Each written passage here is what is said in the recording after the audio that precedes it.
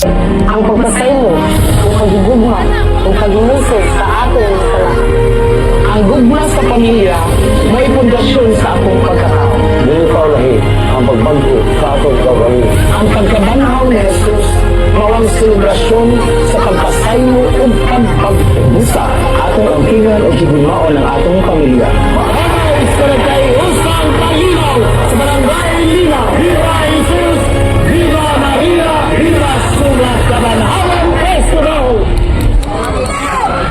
Contingent number 3, Bangay sa Hunagway sa Kalinaw sa Barangay Linaw of Lipata National High School.